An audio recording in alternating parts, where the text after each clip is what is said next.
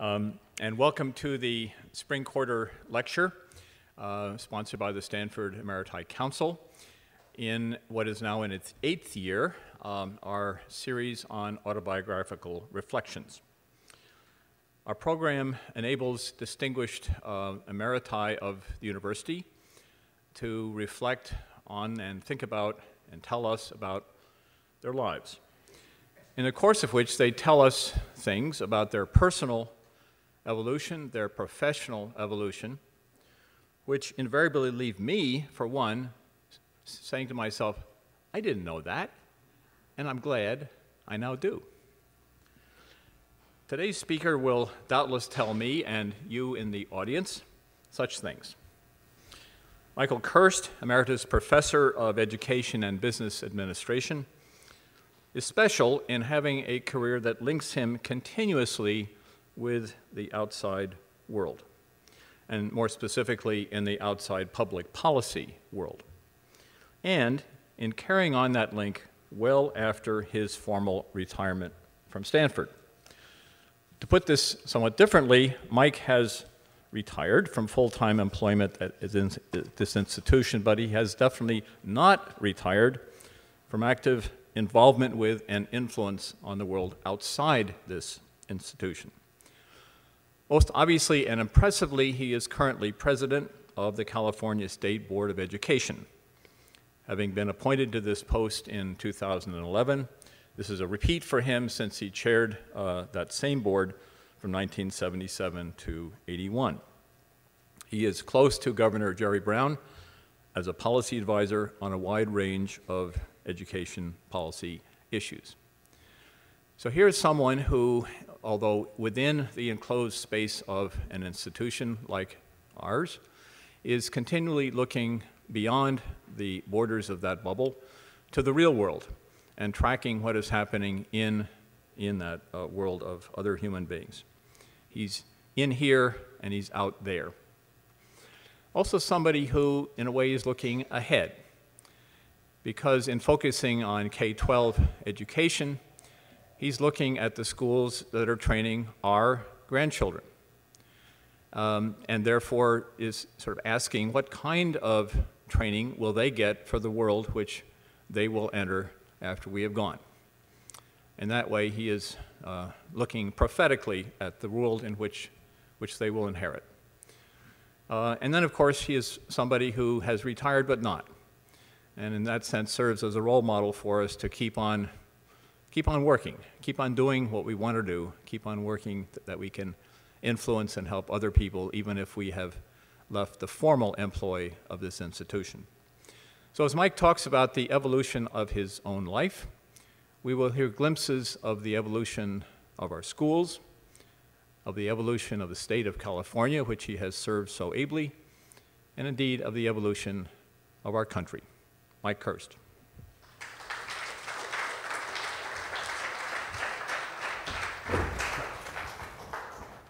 Well, thank you for having me, and it's a pleasure to be here before my colleagues with such a interesting time that's around us. This is my 50th year in education policy, and I'm really in a good spot to reflect, I think, and have a long career to talk about in some ways. I'm going to do this in phases, and over time then we'll be able to cover some of the highlights of it. The next 4 years I'm really excited about. I've been reappointed by Governor Brown into 2018. I assume he will be reelected, and if so, then we'll have the duo of the two of us going ahead, and we should continue to have some good revenue, at least in the short run, to work with. So I used to tell my students that for me, this 2010-14 period was the rise of the septuagenarians, and I'm looking forward to the rise of the octogenarians in education policy. So we'll see where that goes. I think that in this job, and I will talk mostly about my career and less about California education policy. Hopefully we can have some questions about that in the question and answer period, but that all of the skills and experience and research background that I've built up over the years is coming together for me in this really late stage of my career, which started when I was 72. So we'll go from here. I think one of the themes I'll have is that being in and out of government policymaking creates unusual insights as to what policymaking is really like. It provides stimulation for what researchers call grounded theory. In other words, you work your theory from a base of reality. And having had all the politics I've done, and that's one of the things I taught at Stanford was how to be a good politician. You get the ability to get inside the head of the politician and think the way they think, and that helps you to present and adapt your policy recommendations in your policy areas. So let me start with the first part of the career path, which I'm going to call the accidental professor. I came out here as an absolute last resort and wanted to leave as soon as possible in 1969, so I'll tell you how that began. So I was born in West Reading, Pennsylvania. Reading is an industrial city outside 52 miles northwest of Philadelphia. My father was a painting and paper hanging contractor there with a firm called Kirst and Son, beautifiers of homes. And so I attended the public schools near Reading, a city which has really fallen on hard times, and was proceeding along to what I thought were the usual choices of colleges in eastern Pennsylvania. And then I heard that a football recruiter had come to my school from Dartmouth College, and I had never thought about the Ivy League, but we had a pretty good football team, and we played in the up there in the Pennsylvania Anthracite coal region, and opened up with Minersville and closed with Coal Township, and so it was quite a season every year. And so I got this contact, and he looked at my transcript, and they talked to me about going to Dartmouth, which I had never thought about the Ivy League or anything like that. And so through that, the coach got me a ride up to Dartmouth, and I walked on that beautiful Dartmouth green, any of those have seen you, and said, boy, this is it. So I went there on what would be called a needs-blind scholarship these days. And during that period, one of my professors got me a summer job after my junior year in Washington in the legislative division of the Bureau of Labor Statistics and the Bureau of Labor. And so I was hooked on Washington. And really what I wanted to do was to be in public policy, be a public servant. And so I graduated from Dartmouth and went to the Harvard School of Public Administration. That was its title at that time, and wanted to be in public administration. There was a lot of senior government people there also, so I really learned a lot from them. So as I proceeded through that, a number of my professors there talked about, well, you could stay and get your doctorate. And so I decided, well, it's not too much more than I've already done, basically with the coursework, the dissertation. So I wanted to do the degree in political economy, which would be called public policy today. And I was called in for a session, and they said, you know, when you combine disciplines like this, you're never going to be able to teach in college because they want one or the other, how different it is today. And they said, we're not signing this paper unless you say you never want to teach in higher education.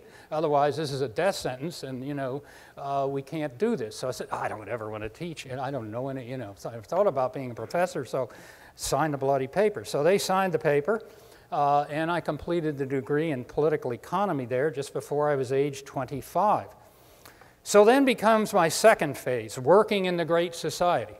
So I went down to get a job, and the dean advised the Office of Management and Budget, then called the Budget Bureau, and they talked to me, and they said, we have openings in veterans, water pollution, and K-12 education. You look good, you can have any of those.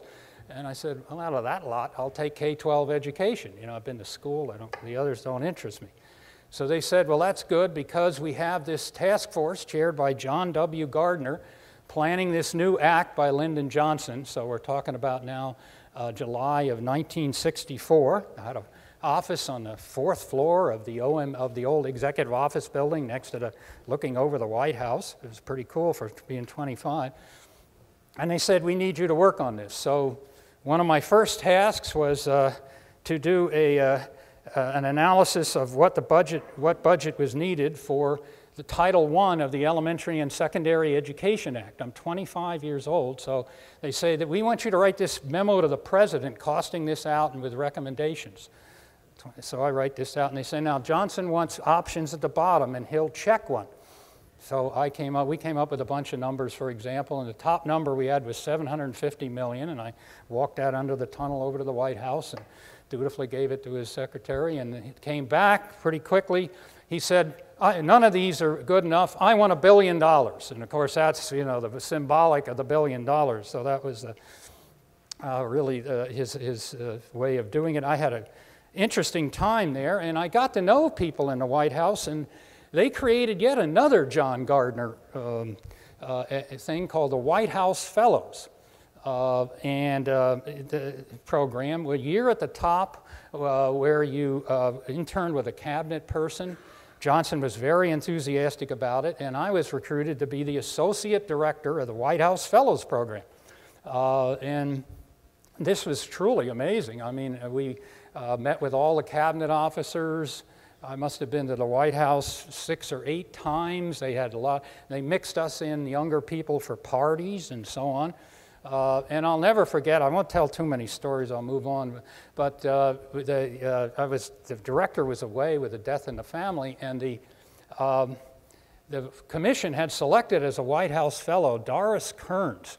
And everybody knows of Doris Kearns. And Doris Kearns, after she was selected, an article came out in the New Republic, How to Defeat LBJ in 1968. So I had a call from the White House education aide, a guy named Doug Caterson, screaming at me saying, you've got to deselect her, you've got to deselect her. And I was thinking, well, the chairman of this commission is Douglas Dillon, and the vice chair is David Rockefeller. I'm supposed to call them up, and so I stalled. So we had a beginning party for the White House Fellows, and down comes LBJ down the spiral staircase with Walter Cronkite. I remember Walter Cronkite was only about 5'2", couldn't believe how small he was. He walks over to me and says, you're with the White House Fellows. Where's Doris Kearns? So there's a dance going on. I said, she's right over there. So LBJ goes over, asks her to dance, they wheel around, he gives her the LBJ treatment, and she was with Johnson near the end and was at the ranch writing the final book. It's called LBJ and the American Dream, and she was with him in the last 4 months of his life. So that's the LBJ treatment. So as I wanted to get closer to the operating programs, and I moved over to the Office of Education, now the Department of Education, because I wanted to see closer where the money went out, how they worked with states. And that was really beneficial as well, so I got over into the executive branch. And then the Johnson administration ran out of gas in 1967 with the war, so I switched to the Senate, where I was staff director of the U.S. Senate Subcommittee on Employment, Manpower, and Poverty under Senator Joseph Clark of Pennsylvania. And I was, really in it thought this is really a good career. And lo and behold, Senator Clark loses. And it's total upset to a guy named Richard Schweiker, who ran for vice president, is pretty well known. And so the head of the committee called me in and said, this is a system of barons and vassals. And when the baron is slain, the vassals are done. And he said, you've got 6 weeks to get out of your office and move on. And so I was desperate to stay in Washington. We were saving the world there, right? And so they tried everywhere. Now I'd gotten out of civil service and become political, and Nixon had been elected. So I couldn't get anything decent. So I remembered this contact I'd had from Dean H. Thomas James at Stanford University, who had called me up because his associate dean was a man named Tom Worth. And Worth became U.S. Senator, Tim Worth, I should say. So Tim Worth became U.S. Senator. He was Associate Dean of the School of Education, and James is looking for somebody to bring in federal and state policy. So I called him up and said, are you still interested? I'm very available. And he said, come on out. And I thought, well, okay, we'll do it. And then we'll go back to Washington because the Democrats are the normal ruling party. So that was During that era, of course, I worked in the great era where we had the ability to foster coalitions. So we had the Democrats, but then this audience is old enough to remember, we got these swing Republicans and just put through some great legislation. Jacob Javits, Chuck Percy, Winston Prouty of Vermont. I mean, you know, you could really work across the aisle, so different.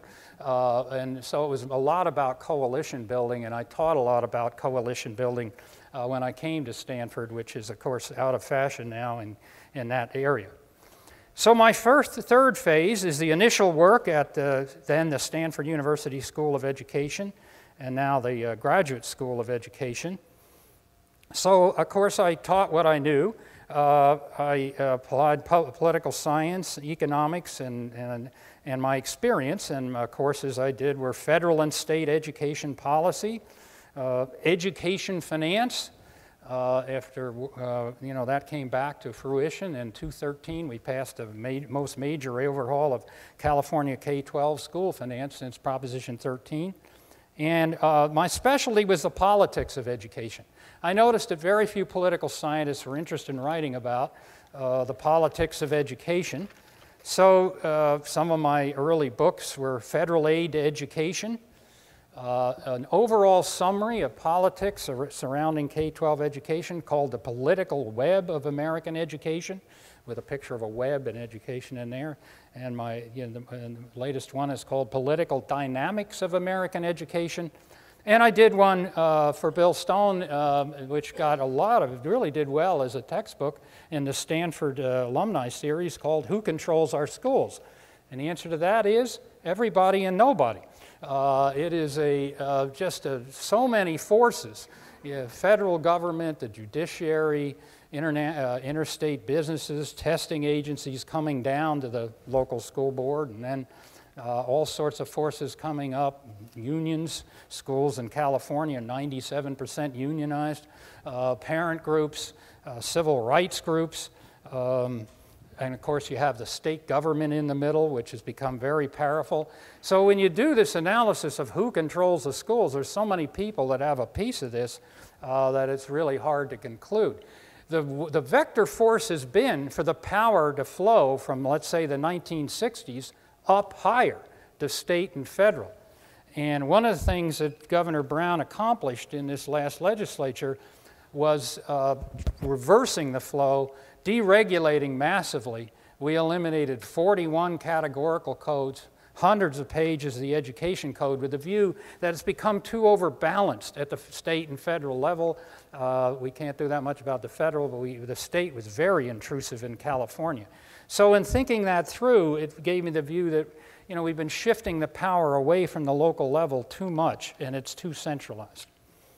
Also during that period, and I have the title of Professor of Business by courtesy, one of the things James wanted me to do, and Ernie Arbuckle, the late dean of the education school in 1969, was to set up a joint program between the business school and the education school.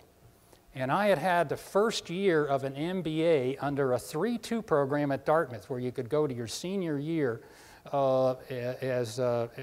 the business school called Tuck Business School. And then I dropped out and went to Harvard in public administration because I just wasn't that interested in business. So in 1969, we put together, with a lot of grants from Ford Foundations and the U.S. Department of Ed, the joint Masters of Business Administration MA degree. We have awarded dual degrees between these schools ever since 1972. Chuck Bonini's here in the audience, who helped in the initial start of this. We're up to 20 to 25 students. They get the degree simultaneously in the same 2 years it takes you to get an MBA. Indeed, I heard President Hennessy on the grand tour that raised the money. The last one was in Portland. I was there, and he said, who would have thought, to the big audience, that our largest joint master's program is between the School of Education and the School of Business. So that's something that lasted, and I think I've never seen it duplicated anywhere in the United States, and I doubt anywhere in the world. There's a few places with pyramid programs, but we're the go-to place for people that want to work on that. And of course, a lot of our graduates have been huge in the charter school movement, which is where schools are relieved from the state education code, have much more flexibility, and are able to start up new schools in that regard. So that's the end of the third phase, which is the early phase of my Stanford. Phase 4 was meeting up with Jerry Brown. So I'm trying to reconstruct this, how I met him, but I think it came from somebody at Rand Corporation who knew Brown, asked a business school professor, Harry Rowan, if he knew somebody on education finance, and I knew Harry Rowan, and he suggested me, and I met Jerry Brown. And so we talked briefly, and then he said, well, he had like a tryout thing where we went to an old abandoned Catholic nunnery, and we had different people transport in different areas, and we were asked to say what you would do if you were the next governor of education in education. So I made this presentation, and I quickly picked up what was going on. I'd say A, he'd say Z. If I went over to Z, he'd say A. So it was right away a Jesuitical debate. And, you know, so I would always think, well, where do I want to be on A to Z? Because he'll counter. And so we got along fine. And so I was his campaign advisor. At that time, there was a decision called the Serrano School Finance decision, where the California Supreme Court declared the whole state system unconstitutional.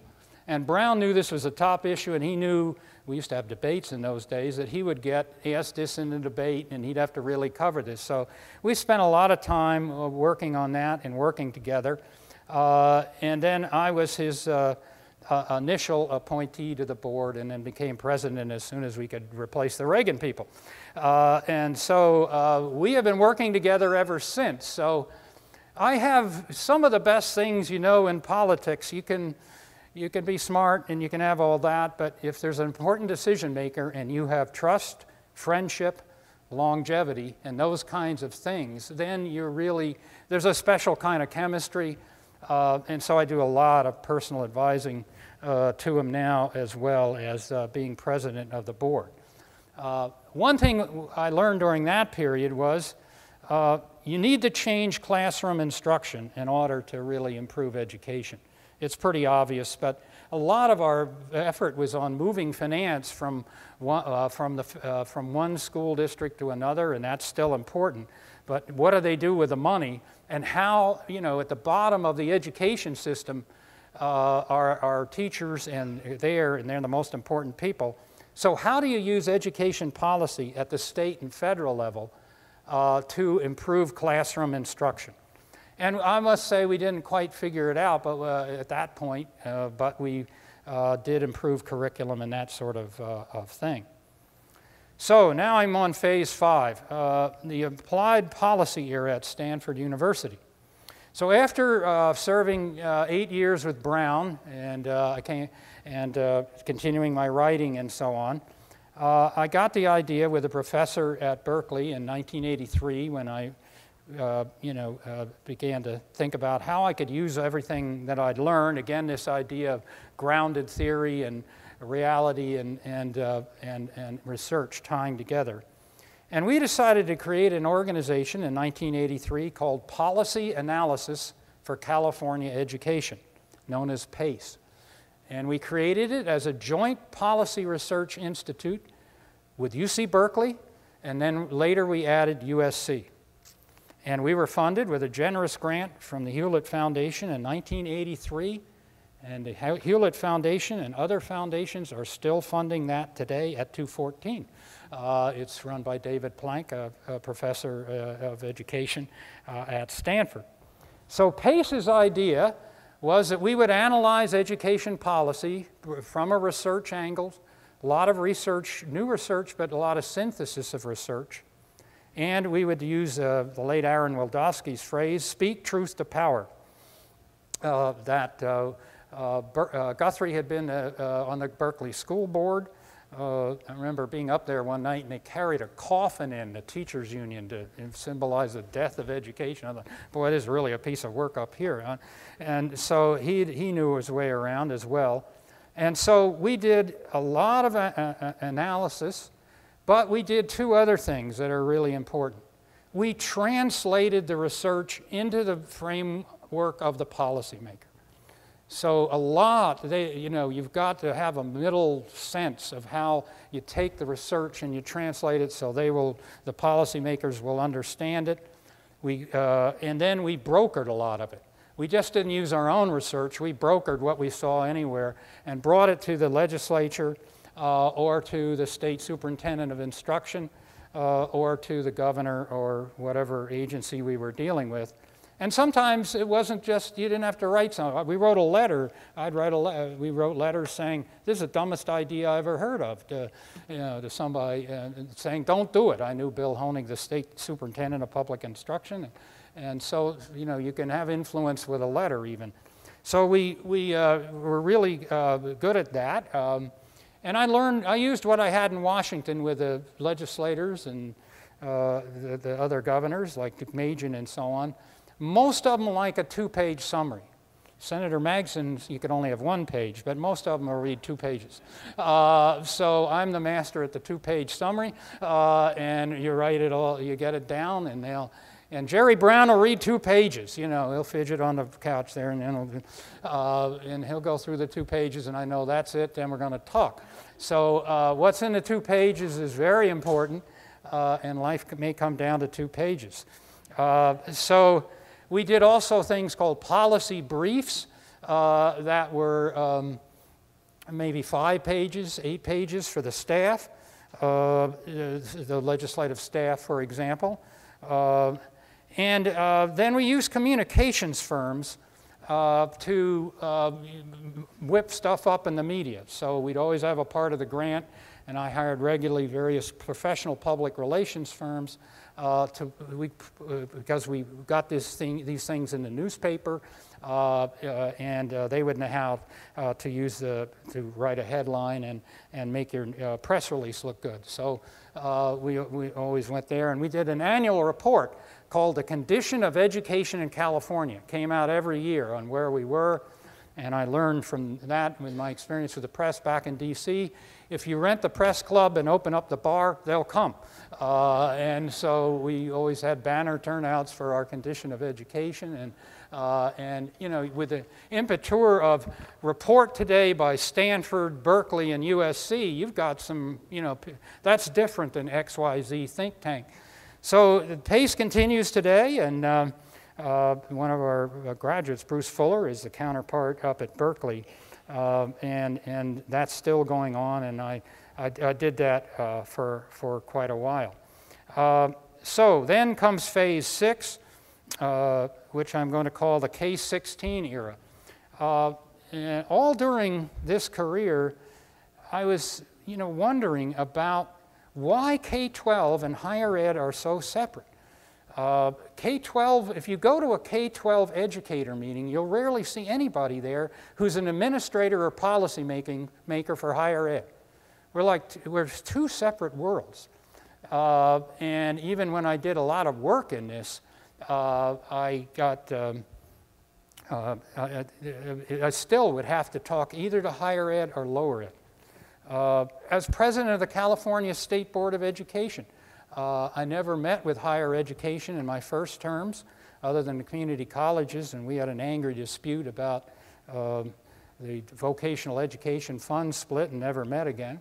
And I've never met Janet Napolitano or President White of the CSU system. There's no place for us to meet, and we will be doing that, I hope, soon, but it just doesn't hang together. It's like 2 different levels. And my theory was that this has got to be hurting students. And so as I began looking at it, my focus was what are called the broad access post-secondary education. 80% of the students and 82% of the institutions of American higher education, there are 4,000 of them, are what we would call broad access, meaning that they are open enrollment. The community colleges have 45% of the undergraduate enrollment in America now in their open enrollment, or they admit all qualified applicants. California State U, their mandate is to admit all qualified applicants. So I began looking at these. There was a book called Colleges of Forgotten Americans.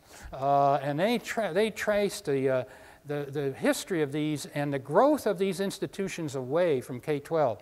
So if you take San Jose State, it was a normal school just for teachers, 2 years, very close to K-12. Then it became a state college. Then it became a state university. And all during that, it began to grow apart from K-12. The community colleges were once called junior colleges and part of the K-12 system. And it was the 13th and 14th grade, and the whole curriculum was articulated. So I looked a lot at the history of this, and then we began to get into the consequences, and found that the average student who's going to a community college in California or elsewhere, they have no idea whether they're prepared or not. They think their minimum graduation requirements will enable them to succeed. Wrong. We only require, for example, 2 years of science here in California, and 3 years of math and 3 years of English. They never take math much in their senior year, which means they forget a lot of it. So they think their minimum requirements are satisfactory to do it. They can take the 11th grade over if they need to, over at the community college. And that there are no particular requirements, and it's sort of a souped-up high school. And they get there, and they are given, as they come in, a placement exam. There's no orientation at a community college. I mean, we have them for a week here or something. You go in, you sign up, you go and you take a computer-adapted placement exam. If you're below a certain level, you're in remediation, and remedial work is a ticket to nowhere. So at the community colleges in California, 70 to 80% of the students are in remedial work. Just came back from San Francisco Community College. They have 7 levels of remediation, so, you know, in both subjects in that regard. California State University takes the top third. Got to have a B or better average. They've never had remediation go below 52% of their entering freshmen. So we have this divide, and we did a study with a bunch of recommendations, but we even thought up this sexy title of our own. In 2003, I came out with this. A lot of this is written now, called Betraying the College Dream: How Disconnected K-12 and Post-Secondary Institutions Undermine Student Aspirations. And so getting these two together has been an important part of my work, and so we launched on a lot of work there called the Bridge Project, and so on. So you know, I was back in D.C. at Stanford and Washington, and I went up to the Baltimore City College, and I went in the office there and I said, "Well, what's your entering class?" And they said, "It's about 1,300. And I said, "How many finish anything?" And they said, "About 15. You know, so the number for California is 24% of the community college students who start get either a certificate, transfer without a certificate, or get a coherent course of studies that provides them much depth. So the community colleges are really struggling. 45% of our enrollment, growing rapidly. So I did a lot with community colleges, still do a lot with community colleges. So as my work at the state it causes me all kinds of conflict of interest with K-12 and trying to get foundation grants. I've really, my current research is in the area of higher education, where I can work without getting into any kind of conflict situations. So there's a long list of recommendations on what to do about this gap. We are doing better. The community colleges have a student success task force that they've worked with and implemented. Cal State has really been featuring and pressing on college completion. So since the 2003 period, our numbers are up a little, but not nearly enough. And at the end, I will talk about my grand solution for this problem. Okay, now I'm on the last phase, phase 7, Jerry Brown Redux. Jerry Brown runs again, well, first of all, before the Redux was the learning period we had together. The best thing that could happen for the both of us was for him to be mayor of Oakland. He did not know a lot about education in the first term. He'd been to Catholic schools, St. Ignatius High, then directly to the seminary, then to Santa Clara University, and finished at Berkeley. So he really got the trial by fire with the Oakland Public Schools. So early on, I began working with him, and he formed a mayor's task force on education. And our view was that we recommended to him, the task force, that he should take over the schools as mayor, that this thing was really falling apart. They were running huge deficits and so on. So he tried to do that, and he couldn't get it through the Oakland City Council. So we had the New York mayor took over the schools, Chicago, Boston, and Cleveland, and so on. But we could not get it in Oakland. The schools then ran a $100 million deficit in Oakland and were taken over by the state and a state trustee. I could see that coming. So the governor then also began to move in charter schools. So he created his own schools and got them charters from the state. And he created a military academy with the National Guard, an art school, and other charter schools. And began looking at other charter schools. So he began to dig directly, as we both did, into how you improve instruction. We're going to send these kids to the four-year college was the goal. Well, it didn't go as, there was progress made. These schools are pretty good. They're not as good as hoped. They've never met the state standard of the Oakland Military Academy, hasn't it, of 800 on their state test scores. And with that was learned the lesson of, quote, humility. How hard this is to really improve schools, how hard it is to improve instruction. In fact, Jerry Brown wrote Secretary Arnie Duncan a letter after Duncan was prescribing there's only 4 ways to turn around a school, and we won't give you the federal money unless there's 4, you would use one of these 4 ways. Replace the principal and fire the teachers, those was 1 and 2. And so Brown wrote a letter back saying, quote, you need to proceed with more humility, end quote, to the Secretary of Education. There aren't just 4 ways. It's hard to do it. And so that was the beginning of the second act with the governor. And then did the campaign advising in 2010 and was appointed in 2011. So we have had a really good run in these 4 years in this sense. You have there's a theory of when the policy window opens. Okay, the policy window is closed. When does it open for big policy change? Not very often. But there's these vector forces that must be coming. One is you have to have a rising economic tide. We got that in California. 2, you have to have some big, bold ideas. I'll talk about that.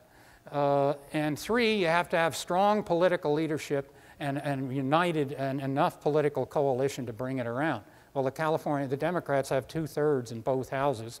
They did until recently, and they did in 2013.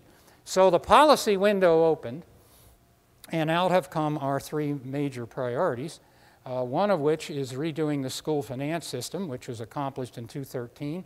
The second was the Common Core. I'll spend just a minute on that. There may be some more questions. And the third is the continued growth of high-quality charter schools. We're weeding out the weak ones and expanding the good ones by 10% compounded per year. Both, I'm a believer in school choice within the public system, not school choice to the private sector or the religious sector, which has happened in some of the states. So the school finance overhaul. The school finance system had never been adjusted for student need. Essentially was a flat grant. It had no underlying rationale, and it was an historical accretion. And so we were able to come up with something called the local control funding formula. Remember, I went back to trying to rebalance the system. And California financed schools with 42 earmarked categorical little programs from Sacramento. You got a counselor. We had one for school gardens that the woman runs Chez Panisse, she talked Schwarzenegger into that, so we got a school garden categorical.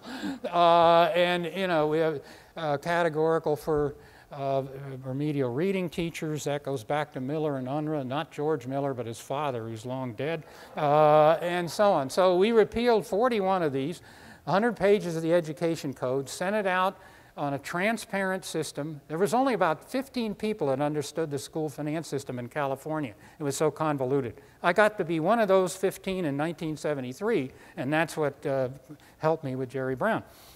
So we made it so that it's a standard formula. You get a target, you have a base, you have a target. We raise the money. It's committed to a 7-year increase. And the only factors that you get more money for are low income students, students who are English learners but not low income, very few of those, and then foster care children. And if you have a 55% concentration of these children, is a key theory that have evolved over time. If you have a high concentration of kids where, for example, nobody speaks much English in the neighborhood or at home, and they're all mostly poor, if you have that, you have extraordinary education problems, and you must, they get 55% more than the base funding for each of those pupils. So we had enough money to pay off the suburbs along the 680 corridor. Walnut Creek didn't like it, and San Ramon, but we got another boost of money from more capital gain sales in Silicon Valley, so we could pay them off by raising the base, and we got it through. Again, back to coalition building and bargaining. Finally, the Common Core. This is something I hope you all pay attention to. If we could implement the Common Core, we could really solve, I think, a lot of the remediation problems in this problem with college preparation and just for career and tech as well. So I'm not going to talk a lot about it. I'll just mention that the Common Core standards are now with 44 states. 2 have dropped out, and the District of Columbia. And they are a total redo of the curriculum. 3 themes. Fewer. Our mathematics curriculum used to be called a mile wide and an inch deep, so there's fewer. It's much cut down and focused. Higher. They are now geared more towards post-secondary education. Indeed, each pupil and the parent will get an indicator at grades 5, 8, and 11 as to whether their child is college ready on the new state assessment, and that means that they will be able to take a course at the post-secondary level without being in remediation. So we're going to see that fairly soon. And deeper. Deeper means, I'll read you phrases from the Common Core standards. Explain, justify, prove, derive, illustrate, analyze, model, construct, investigate, interpret, estimate. You got the general idea.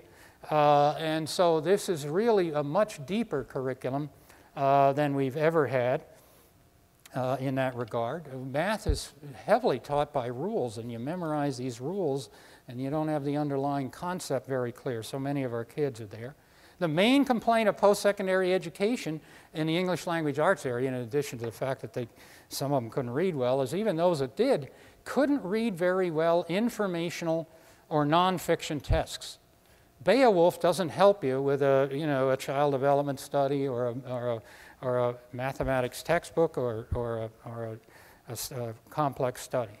So our new assessments go on are the bubble tests with the 4 options which we had. You just bubble in one of the 4. We know how to do these. A couple of distractors, and then one that's close and one that's a real answer. So you have to have these distractors in there. And so it's now computer adaptive. If you're doing well, you'll get harder ones. You're not doing so well, we'll shift you down. It has open-ended writing. You have to justify your answers as you type it in. And we have performance tests, which are hour and a half, 2 hours long, where you have to take a complex issue like nuclear power, look at the sources, combine them, analyze them, justify where it is you got your opinion from. So there really is a new era coming in that regard. So it's very ambitious. It's very risky. We have a teaching force that's not really prepared for this. It's coming in 2015 in the original baseline year. We're scrambling to make it work. and it's going to be very hard. And it'll take 4 to 5 years to, if you want to see implementation, 2019-2020 school year is when I'd start looking, because it's going to take a while to bring it about. But this is, I think, we have a vision and we have a blueprint and we have the details. We have new assessment materials. The school districts are offering keyboarding now in kindergarten. I think the technology, of which I, along with some of my colleagues at Stanford, have been disappointed with how little it's penetrated the classroom. The assessment alone has caused an explosion of purchase of Chromebooks. We finally got all the schools to the bandwidth. We ran a field test of 4.5 million children this last month, and we had 4.5 million kids on computers. It worked. It wasn't Obamacare. So we're hopeful that we can do this. But I think the big gamble, the big thing forward, will California stay the course? And will we be able to implement this? I don't know. The Tea Party's on a rampage against it. The California Republican Party has called for repeal of Common Core. So there is opposition out there. It's growing. There's political opposition. The parents don't really understand it yet. We're gearing up for a big communications campaign. But it's a big vision, and I'm looking forward to it and to the rise of the octogenarians. Thank you for your attention.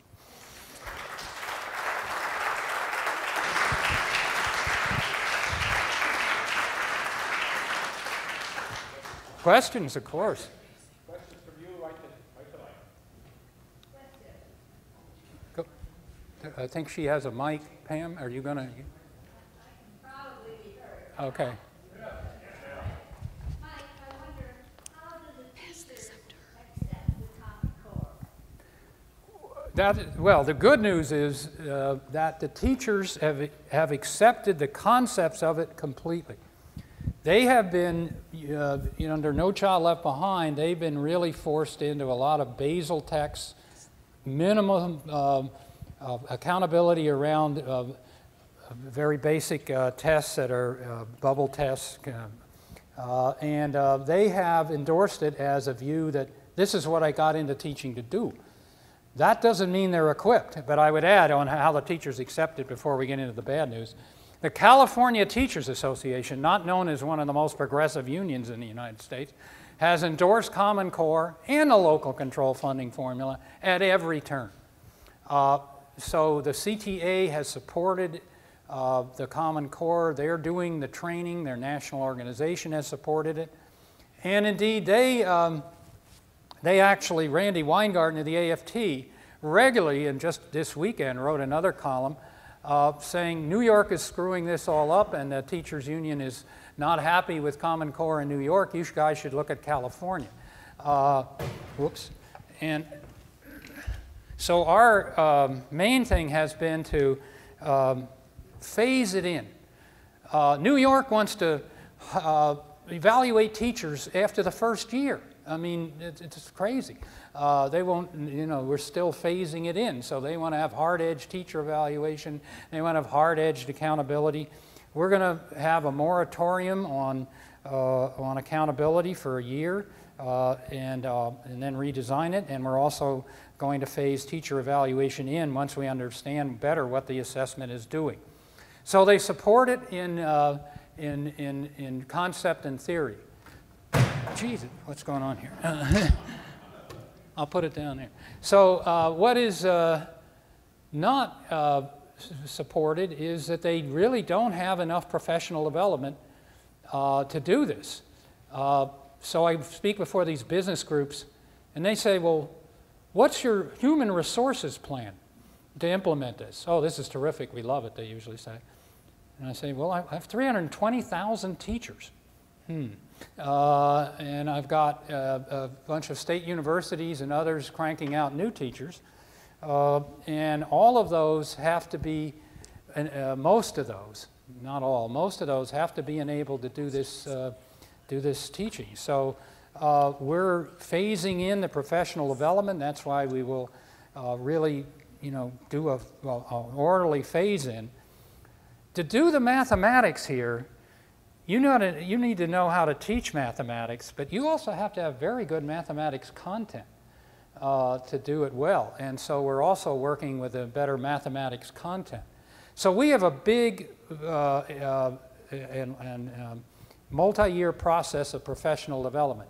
If the teachers, in which they are clearly seeing in California, understand that we understand their problems, and we don't have some arbitrary timelines that ignore the ability of human beings to implement this, then I think we'll be fine. But right now, it's good news and bad news. Yes?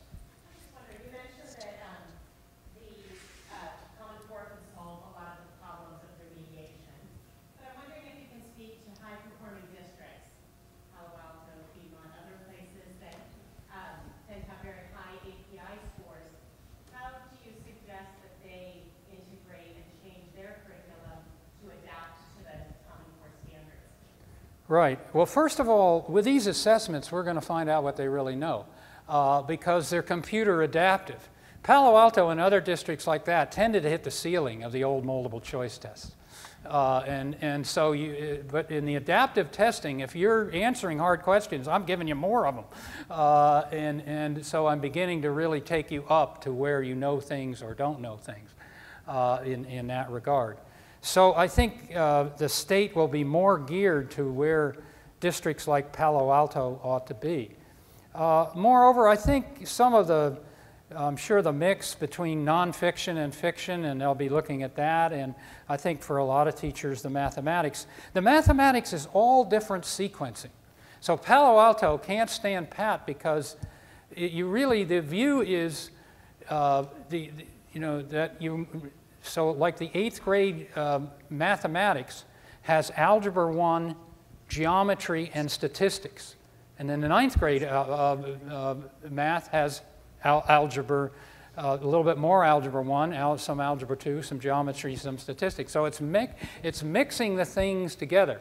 We have also adopted in California the next generation science standards, which are much different and conceptual. That'll be a challenge, I think, and they're much more interdisciplinary. So as Stanford is moving interdisciplinary, the K-12 curriculum is as well. Finally, we're getting, and this is one of the things I've worked hard on, comes from this research, we're getting a lot of support from higher education. If you have a child looking at college, you want to go on the website, and that child is less than 10th grade, and look at the new SAT. The new SAT, I was skeptical they would do it. David Coleman is the head of the college board that runs the SAT. David Coleman was the chief writer for the Common Core English Language Arts. And the college board, after having a bunch of, I thought, sleepy, out-of-it heads for years, prior head was a former governor of West Virginia, they hired David Coleman. He has completely redone SAT to look very close, to align with Common Core. So parents who oppose this, I say, well, if you want to go on to college, the ACT is being revised. The University of California, the University of California approves the courses, course by course. They're called A to G. High schools send them up. They are approving only courses that are consistent with Common Core. So we have forged this great divide that I've talked about. We have been really pretty active in forging close relations. The most enthusiastic people about Common Core are the community colleges. I think the community colleges can teach students fine if they're prepared, and they can get them ready for transfer. What they struggle with are students who are 2 levels below whatever English they're supposed to be at when they get there, and they have not been that effective in overcoming that. So their view is if we can send them students who are ready for college and pass this college readiness indicator, then they'll know. Parents will get a real, over 80% of our parents want their students to go on to some form of post-secondary ed, including community college. Parents will get notification as to whether you're on the path of success at the post-secondary ed you want. That'll come through the state assessment and through the mark. And the colleges have agreed to accept that, our K-12 11th grade marker as to whether you're college ready. They will accept that other than UC, which is highly selective in their area. Mike. Common Core was a major step forward. How was the assessment coming along? How much can you assess with fill-in-the-blanks, short answer questions? And it seems to me that this is when a person needs to go in, getting assessment procedures that really uncover not what they have necessarily from Pearson, yes. I mean, they make their money. Yeah.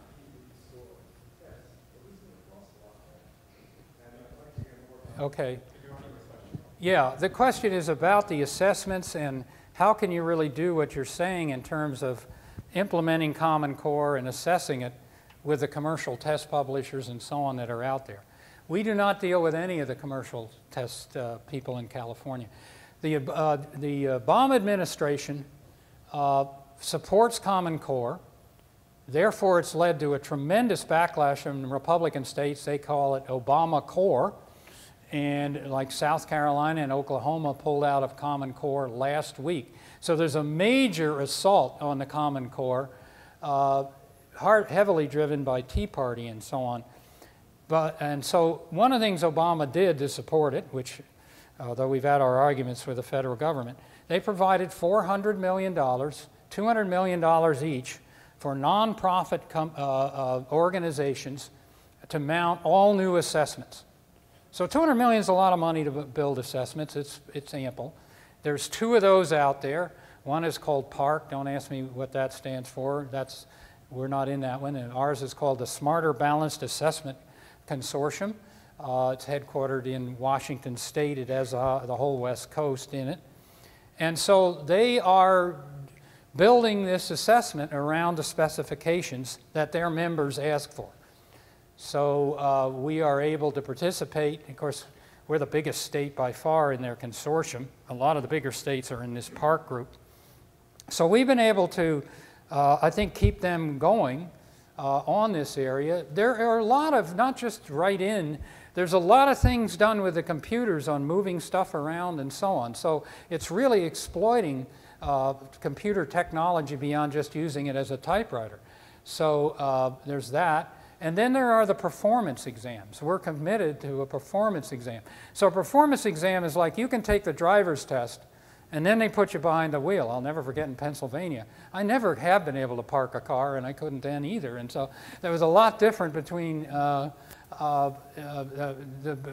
did great on the written test, but not so good on actually driving it. So the performance exams are really geared up around that. So I think it won't be everything we want in year one because we'll want to phase in the more adventuresome stuff, but that'll be part of it. We'll also have, in California, we'll be taking a look at local assessments, and they will be supplementing those. So we're going to not just include state assessments in our future system, but some local assessments as well. Locals can send their assessments up. So it's becoming a much more robust thing. So yeah, Pearson, these commercial companies will build you a standardized test on steroids. And that's what some states are going for, but we are not. Yeah. One of the things the speakers in this series have done over time is talk a little about how did Stanford get to be where it is now.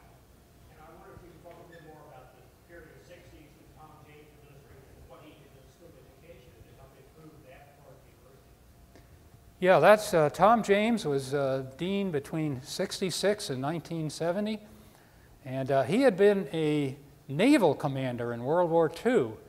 And he had some of those traits of commander on the bridge as dean. And so he lasted only 4 years. But while he was there as commander on the bridge, he had the model of we needed to bring in, we were almost all educational practitioners who had doctors of education, who had a lot of school experience. You certainly need some of those. You need a balance. But we were imbalanced, as he saw it, with too much practitioner. Now you can get too much balance the other way. So he had been to the University of Chicago to get his PhD, and they had done a lot of interdisciplinary appointments. And so he was particularly interested in me because my degree was in political economy. The first course I had at Stanford in education is the one I taught in 1969. He recruited economists, he recruited sociologists, he recruited psychologists, anthropologists. And so I actually had this courtesy appointment with business, so that most of our, of the recruits he brought in, David Tyack, history and education, were that era. So he really redid the school. He did keep a strong teacher education program. So I think we had some balance there. And then his successor, Arthur Coladarchi and James both, they appointed some very big names to endowed chairs. We got James G. March to be a professor of education. I mean, he had been, world famous economist, dean of the social sciences program at UC Irvine. Alex Inglis, a noted sociologist. I mean, people were stunned that they were coming to a education school. And our exiting dean, Claude Steele, just left to be provost of the University of California at Berkeley. I don't think in '66 that many education school deans would have become provosts at top 10 universities. So the whole thing began to be changed, and it was really, I think, transformed in that era. Later on, we got, I think, too imbalanced we had too little practitioners. The gentleman sitting in the front row here, Mike Atkin, was dean during the period we rebalanced another way. And he came in saying, I'm an educational practitioner. And at that time, so you got to keep this balance. The School of Education has this problem. If it gets too detached from the field, it really becomes just too much of a theoretical study place. Speaking of balance, I can remember years ago when we threw out, in teaching kids how to read, we threw out phonics and we adopted whole word, and we kind of went overboard. Right. And so later it was said, oh, we threw out the baby with the bathwater. And so then now teachers continue to teach using both. And I wonder about Common Core and how we can practically implement it especially when I believe I heard you say it would be 2019 or 2020 until we're fully able to do it, because there's not enough curriculum and not enough assessments at this point. So how does a school district implement effectively the Common Core? Because do you really throw out all that you've been doing when it may be that that Common Core doesn't quite work after all? Right, good question. There's some in this room, maybe quite a few, who remember maybe a better analogy for your question called the New Math of the 1960s. When I got out here, we had Ed Beagle from Yale, recruited him as the avatar of the New Math, and the New Math formed by National Science Foundation came crashing down to disappear. And we had an earlier test that is something like the new Smarter Balance test called the California Learning Assessment System class. That also was short-lived. So we are trying to learn from the lessons of history and proceed with humility. And so with those bywords,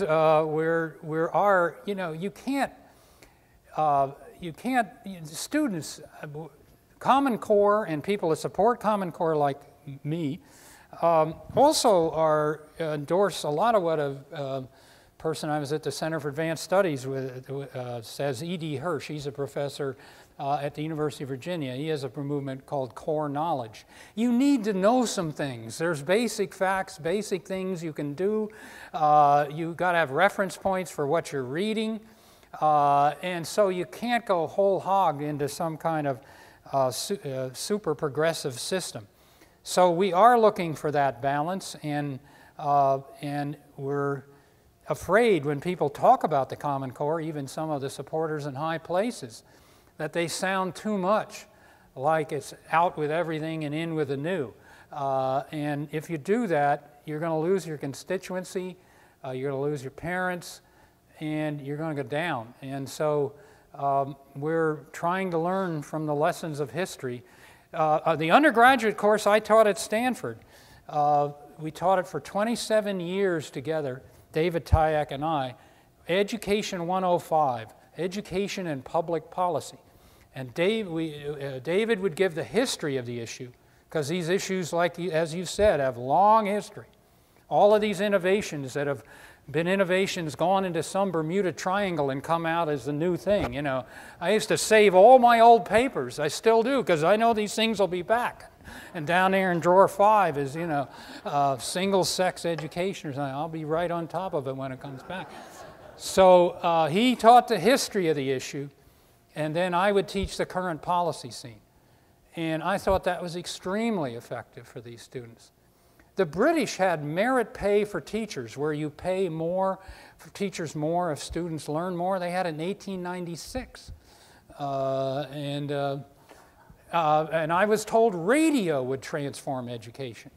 Then when I worked for the Johnson administration, it was television. Can't tell you how many I said, where's your Title I program? They'd open up a closet and there was a bunch of televisions, you know, and that didn't work. And then it was computers. They began talking about that in the 90s. And when you go to schools until recently, the computers there, they ought to be in the Smithsonian. I mean, they're not being used. They're so old that, we're, you know, I've seen it, and hopefully we're proceeding with our eyes wide open here. I think of the complexity of the issues that Mike has addressed, and we'll conclude now and have our reception, but also a chance to talk with him more privately. You have to have a vision. What is he talking about that he wants, that he thinks needs to be done? You have to form a coalition to get other people around that agreement who may not normally be on your side. You have to have it politically feasible. You have to have it economically feasible. Think of all the hoops you have to jump through. You have to be as smart as Mike. You have to be as agile intellectually. And all of those things are coming together as we see in this person. So thank you, Mike, for presenting a viewpoint, for presenting yourself as a servant of the public. Thank you.